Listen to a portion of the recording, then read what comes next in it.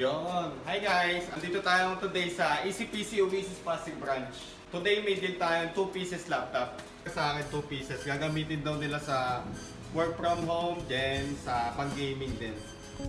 Ang specs niya, Ryzen 7, 5825U. Then ang memory niya, naka 8GB na siya guys. Ayan, tingnan nyo guys. Ang kinis. Natural silver nga pala yung kulay niya. Pag inabil nyo tong laptop na to, meron din siya pang malakasan na laptop bag. Ayan. For free lang yan guys, kasama sa bundle natin for laptop.